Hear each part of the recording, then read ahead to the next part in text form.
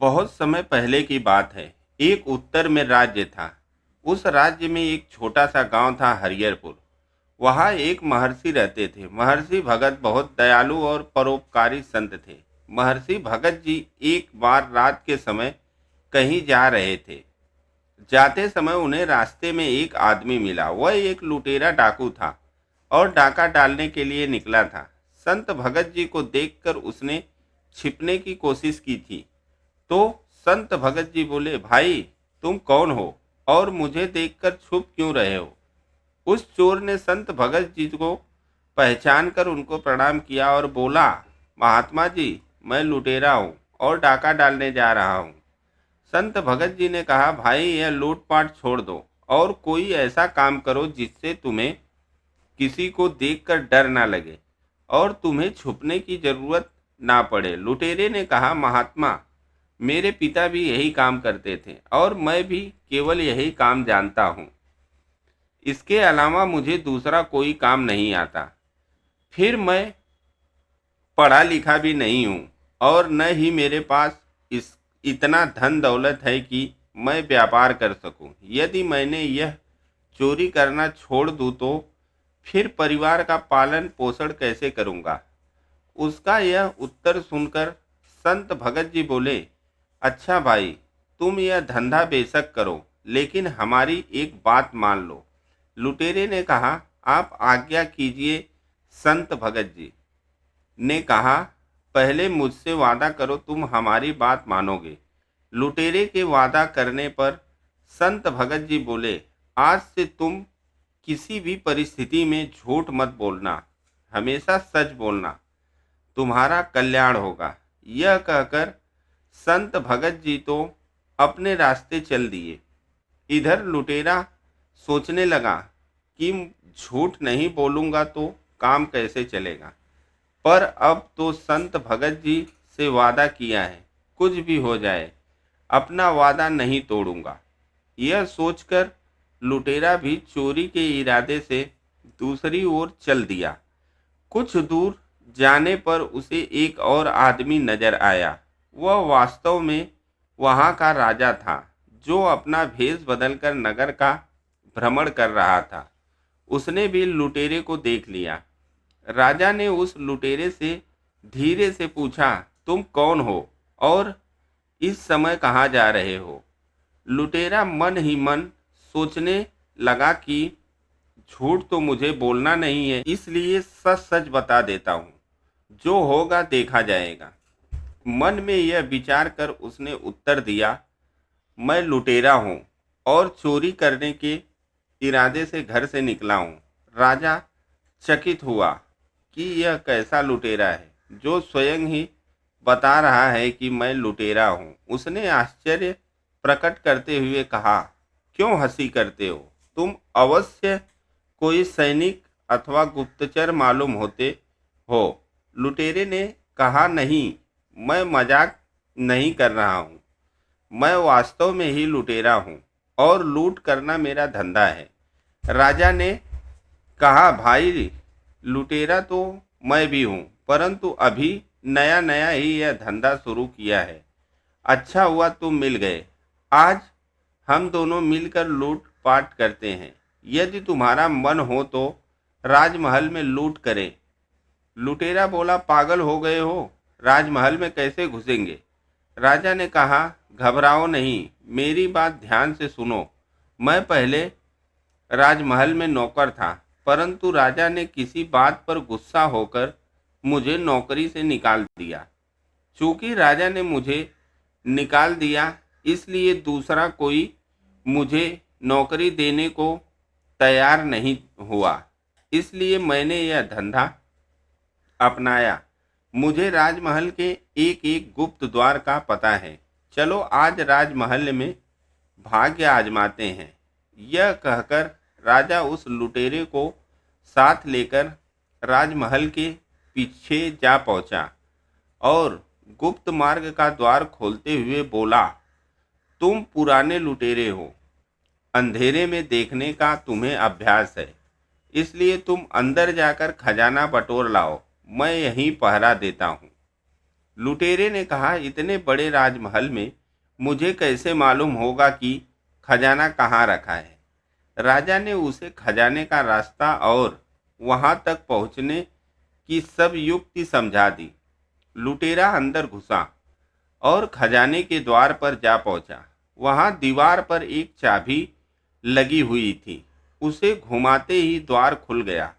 लुटेरे ने देखा, वहां अनेकों बड़े बड़े मजबूत संदूक रखे हैं, जिनमें बड़े बड़े ताले लगे हुए हैं। उसने चाबियों का गुच्छा तथा कुछ दूसरे हथियार निकाले और एक संदूक का ताला खोलने की कोशिश की, परंतु उसकी सब कोशिश असफल हुई। उसने यह सोचकर कमरे में अपनी आंखें दौड़ाई कि शायद कोई लोहे की सलिया मिल जाए। तभी उसकी नज़र एक और वहां रखी संदूक पे पड़ गई, जो साइज में छोटा था और एक बड़े संदूक के ऊपर रखा हुआ था। उसने उसका ताला खोलने की कोशिश की। थोड़े ही प्रयत्न से ताला खुल गया। उसने ढक्कन उठाकर देखा तो उसमें एक छोटी संदूक के अतिरिक्त और कुछ न था। उसने संदूक बाहर निकाली। जैसे ही ढक्कन खोला, उसकी आंखें चमक उठी। उसमें 3 बहुमूल्य हीरे रखे हुए थे। उसने वे तीनों हीरे उठाए और वहां से चलने लगा। तभी उसके दिल में विचार आया कि हीरे तो 3 हैं, हम दोनों इनका आधा आधा भाग कैसे करेंगे। मैं झूठ बोलकर एक हीरा अधिक अपने पास रख लूं, यह मैं करूंगा नहीं, क्योंकि मैंने झूठ न बोलने का वादा संत भगत से किया है। यह सोचकर उसने एक हीरा संदूक में वापस रख दिया और 2 हीरे लेकर महल से बाहर आ गया। बाहर आकर उसने राजा से कहा, ये 2 हीरे लाया हूँ, एक तुम्हारा एक मेरा। यह कहकर उसने एक हीरा राजा को थमाया और वहां से चला गया। उसके जाने के बाद राजा ने सोचा कि हीरे तो उस संदूक में 3 थे, फिर उसने यह क्यों कहा कि मैं 2 हीरे लाया हूँ, चलकर देखना चाहिए। यह सोचकर राजा वहां गया तो क्या देखता है कि एक हीरा संदूक में ही रखा हुआ है। राजा बड़ा हैरान हुआ कि यह कैसा लुटेरा है जो चोरी भी करता है और सच भी बोलता है। राजा ने खजाने का द्वार खुला छोड़ दिया और अकेले शयन कक्ष में जाकर सो गया। सुबह हुई और थोड़ी ही देर में हल्ला मच गया कि राजमहल के खजाने में चोरी हो गई है। राजा ने अपने मंत्री को बुलवाया और चोरी के बारे में बतलाते हुए कहा, खजाने का द्वार खुला हुआ है, हुआ मिला है। अवश्य ही यह किसी भेदी का काम है। शीघ्र ही इसकी जांच करो और चोर का पता लगाओ। मंत्री जो आज्ञा कहकर खजाने वाले कमरे में गया। सब बॉक्स ज्यों के त्यों रखे हुए थे, केवल एक छोटे संदूक का ढक्कन खुला हुआ था। उसने उसमें से छोटी संदूक निकालकर देखा, उसमें एक हीरा रखा हुआ था। मंत्री को पता था कि इस संदूक में 3 बहुमूल्य हीरे थे। मंत्री सोचने लगा कि ऐसा प्रतीत होता है कि लुटेरा जल्दी में एक हीरा इसी में छोड़कर गया है। अब क्यों न यह हीरा मैं रख लूं, लूट तो हुई ही है।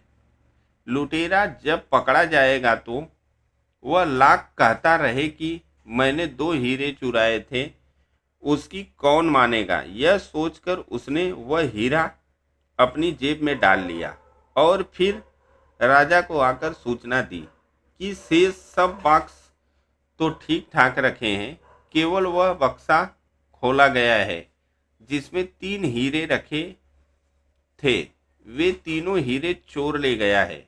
मंत्री की यह बात सुनकर राजा मुस्कुरा दिया। तत्पश्चात उसने मंत्री को शीघ्र ही चोर को तलाश करने का आदेश दिया। तलाश शुरू हुई और गुप्तचरों द्वारा शीघ्र ही लुटेरे को पकड़ लिया गया और राज दरबार में पेश किया गया। राजा ने लुटेरे से पूछा, क्या रात को तुम्ही ने राजमहल में घुसकर लूटपाट की है? लुटेरे ने हाथ जोड़कर कहा, जी हाँ राजा साहब, लूटपाट तो मैंने ही की है और मैं इसका दंड भुगतने को भी तैयार हूँ, परंतु मेरे साथ एक और लुटेरा भी इसमें शामिल था। मंत्री ने पूछा, वह कौन है? उसका नाम बताओ। लुटेरे ने उत्तर दिया, मैं उसका नाम नहीं जानता और न ही यह जानता हूँ कि वह कहाँ रहता है। रात को पहली बार ही उससे मेरी मुलाकात हुई थी और उसी ने गुप्त द्वार से खजाने तक पहुंचने का मुझे रास्ता भी बतलाया था। मंत्री कहने लगा, वाह क्या कहानी गढ़ी है। उसका नाम पता शीघ्र ही बता दो, वरना अभी तुम्हारी खाल खिंचवा दूंगा। चोर ने कहा, आप जो चाहे मेरे साथ करें, परंतु मैं सच कहता हूँ कि मुझे उसका नाम पता नहीं मालूम। मैं रात की सारी घटना आप लोगों को सुनाता हूँ। यह कहकर उसने रात की सारी घटना ज्यों की त्यों बता दी और वह हीरा जो उसके पास था निकाल कर राजा के आगे रख दिया। सुनकर मंत्री क्रोध से भड़क उठा, तुम लुटेरे हो, तुम्हारी बातों पर विश्वास नहीं किया जा सकता। तुम कहते हो कि तुमने 2 हीरे चुराए थे और उनमें से एक अपने साथी को दिया था, लेकिन चोरी तो तीनों हीरे की हुई है। फिर तीसरा हीरा कहाँ गया? लुटेरे के कुछ कहने से पहले ही राजा बोल पड़ा, मंत्री जी, यह लुटेरा ठीक कह रहा है। हीरे 2 ही चोरी हुए थे और इसने उनमें से एक हीरा अपने साथी को दिया था और एक स्वयं रखा था। और इसका सबूत यह है कि रात को इसका साथी मैं ही था। मैं रात को भेष बदलकर जब नगर में घूम रहा था, तब इससे मेरी मुलाकात हुई थी और जो हीरा इसने मुझे दिया था वह यह रहा। यह कहकर राजा ने जेब से हीरा निकालकर सामने रख दिया। दरबार में सन्नाटा छा गया। राजा कुछ टाइम मौन रहा, फिर बोला, जब यह मेरा हिस्सा मुझे देकर चला गया तो मैंने खजाने में आकर इसकी जांच की। यह झूठ बोल रहा है कि सच? और मुझे वहां पहुंचकर यह देखकर बड़ी हैरानी हुई कि तीसरा हीरा संदूक में ही था। मंत्री जी, वह हीरा आप अपनी जेब में से निकालिए। राजा के यह कहते ही सबकी नजरें मंत्री की ओर घूम गई, जो डर के मारे थर थर कांप रहा था। राजा के आदेश से हीरा उसके पास से बरामद कर लिया गया और चोरी के अपराध में उसे कारागार में डाल दिया गया। तत्पश्चात राजा ने लुटेरे से कहा, तुम चोरी भी करते हो और फिर सच भी बोलते हो, उसका क्या रहस्य है? लुटेरे ने संत भगत जी से मिलने और उनसे सदा सच बोलने का वादा करने का संपूर्ण कहानी राजा को सुना दिया। राजा ने कहा, मैं तुमसे बहुत प्रसन्न हूँ और तुम्हें अपना मंत्री बनाना चाहता हूँ। लुटेरे ने कहा, राजा साहब, यह आपकी मेहरबानी है, लेकिन जिनका वचन मानने से ही आज मुझे आप मंत्री पद देने को तैयार हो गए हो, मैं तो अब उनकी ही शरण में रहूंगा और उनके कहे अनुसार चलकर अपने जीवन का कल्याण करूंगा। ऐसा मैंने निश्चय कर लिया है। तत्पश्चात यह लुटेरा संत भगत जी की शरण में गया और उनकी संगति में सेवा और सुमिरन करके उसने परम पद की प्राप्ति की। तो दोस्तों, ये कहानी यहीं पर समाप्त होती है। कहानी अच्छी लगी हो तो एक लाइक और शेयर जरूर करें और चैनल को सब्सक्राइब करें। हर हर महादेव।